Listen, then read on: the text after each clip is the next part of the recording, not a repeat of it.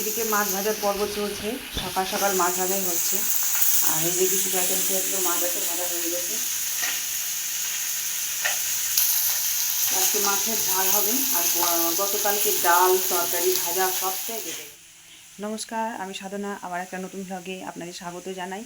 তো সকালবেলা এই যে পুজো টুজো করলাম, এখন যাবো ছাদে। আমার কালকে যে শাড়িগুলো পরেছিলাম সেটা জল কাচা করলাম আর মেলে দিয়ে আসবো ছাদে। ওইদিকে মাছ ভাজা চলছে, আর এদিকেও পড়তে বসেছে। এই যে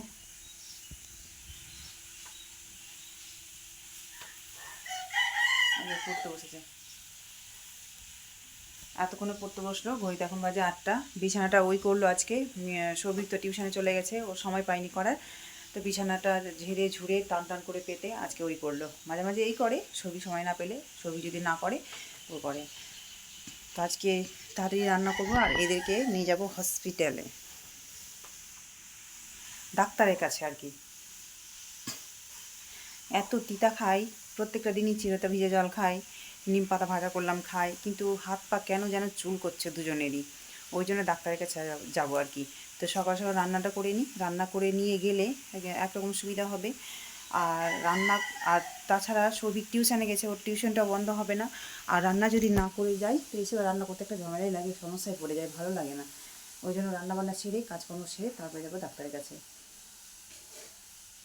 তো এখন পড়ে নিই, আমি যাই একটু ছাদে, এসে চা খাবো, পুজো বাসনটা তুলবো, ধোবো, তারপরে চা খাবো, আর তারপরে রান্নায় যাবো। তো আজকে বেশি কিছু করবো না, সবই তো আছে, ডাল তরকারি ভাজা সব কিছুই আছে, ফ্রিজে রেখে দিয়েছি।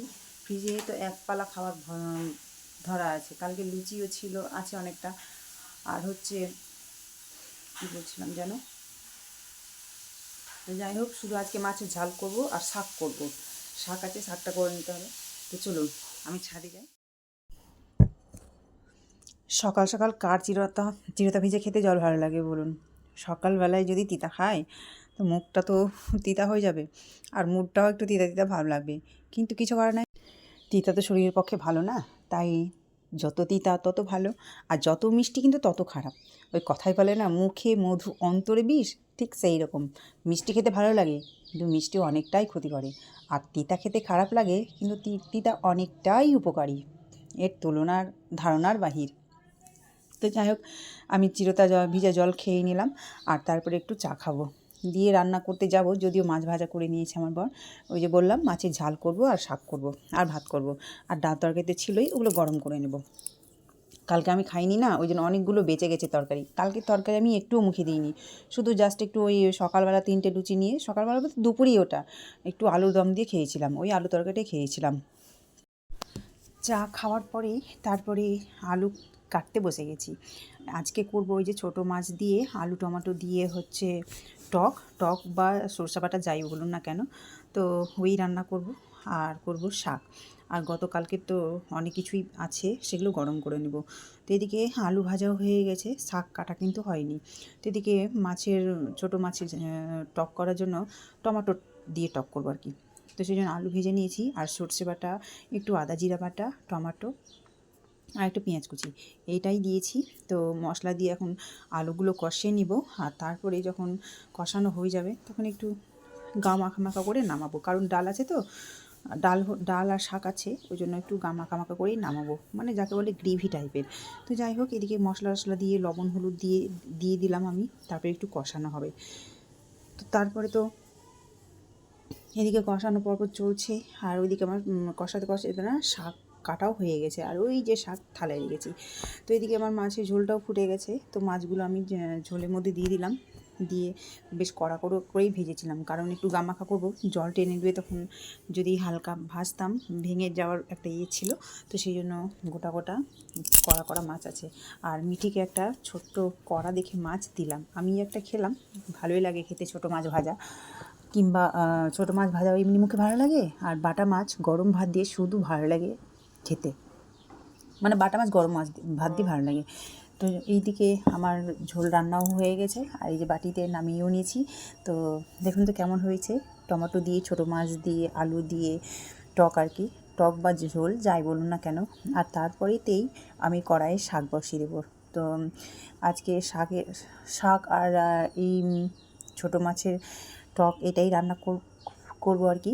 আর এদিকে শাকটাও হয়ে গেছে, শাকটা কিন্তু কচি ছিল, বেশ গলেও গেছে। এতে বেগুন পড়লে ভালো হতো, কিন্তু বেগুন ছিল না গো, এমনিই রান্না করলাম। তবু তেলের মধ্যে দিয়েছি না, বেশ গলে গেছে।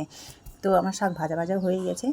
আর এই যে এইদিকে গতকালকের যে ছোলা দিয়ে লাউ ঘন্ট করেছিল সেটা আছেই, আর ভিন্ডি ভাজা পটল ভাজাও আছে, আর এদিকে না ডালও আছে। তো এই যে ডাল, তো যাই হোক এগুলো গরম করে নেব। তো এই যে আমার রান্না বান্না ফিনিশড হয়ে গেছে। তো মশা না কি বলবো, খুব মশা। তো এই যে এখানে আছে লাউ ঘন্ট গরম করলাম, ভিন্ডি ভাজা পটল ভাজা, শাক, আর এখানে মাছের টক, আর এখানে হচ্ছে ডাল, আর এই যে ভাত। তো এইসব আমি রান্না করলাম, রান্না আমার কমপ্লিট হয়ে গেল। তো আমার দুপুরের মেনু আজকে এটাই, অনেকগুলো আইটেম। অবশ্য কালকে গতকালকে আমি কিছুই খাইনি, শুধু লুচি খেয়েছিলাম। কালকে মঙ্গলচণ্ডী উপোস করেছিলাম কি না, তো লুচি খেয়ে আর কিছু খেতে ইচ্ছে করলো না, আর প্রসাদ ছিল সাথে, ওই জন্য আর কিছুই খাইনি। তো যাই হোক এই রান্নাগুলো আজকে হবে। তো চলুন, আমি রান্না বান্না করে ছেলে আর মেয়েকে নিয়ে এসেছি একটু হসপিটালে, মানে একটু ডাক্তার দেখাতে আর কি। আসলে ছেলে আর মেয়ের কী যে হয়েছে, বেশ কয়েকদিন থেকে সমানে হাত পা চুলকে যাচ্ছে, আর একটুখানি মানে চুলকোতে না রক্ত বেরিয়ে যাচ্ছে। সেই জন্য দেরি না করেই চলে এসেছি ডাক্তার দেখাতে আর কি। তো খাওয়া দাওয়া করিনি, সৌভিক টিউশনে গেছিলো, ও ঢুকলো প্রায় 1টার সময়, আর তারপরে তার জনকে নিয়ে বেরিয়ে গেছি, কারণ বেশি দেরি করে করা ভালো না। মানুষের একটু জ্বর জ্বালা অসুখ কিছু যাই করুক না কেন, চটজলদি দেখে নেওয়াই ভালো। তো এসে এই যে প্রচণ্ড ভিড়ের মধ্যে দাঁড়িয়ে আছি, আর এই যে মিঠি আর সৌভিক তো পাশে আছে, সৌভিক তো ক্যামেরার সামনে আসে না। তো যাই হোক, তারপরে তো ডাক্তার দেখালাম, ডাক্তার দেখিয়ে তারপরে ওষুধ নিতে এসেছি। এই ওষুধ ডাক্তার যেখানে ডাক্তার দেখিয়েছিলাম সেখানেই দিত, তো আমরা ওয়েট করলাম না, কি ওষুধ কিনেই নিলাম। তো এই যে ওষুধের দোকান, আর এসেছিলাম যখন তখন প্রায় একটু হালকা বৃষ্টির আভাস দিচ্ছিল আর কি, হাওয়া দিচ্ছিল, বৃষ্টি হচ্ছিল না, আর এখন না বৃষ্টি হচ্ছে।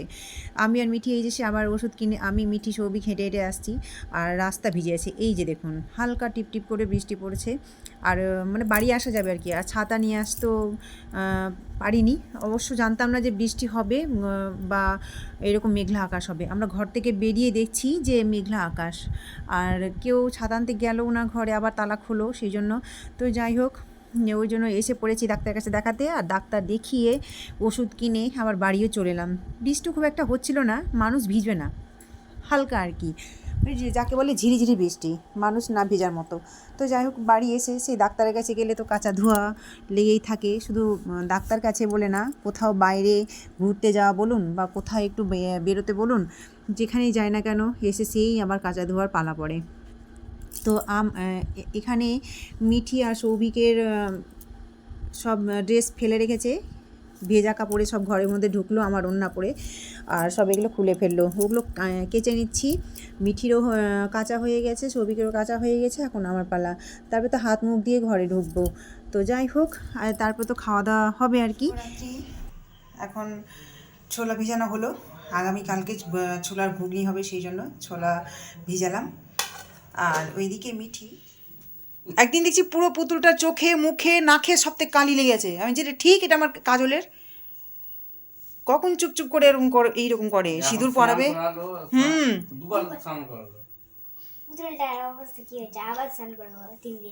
এই তো চোখে মুখে কালি লেগে আছে। আমি কি স্নান করাবো, মুখটাকে পরিষ্কার করে দেবো একবারে। পুতুলটাকে স্নান করালো।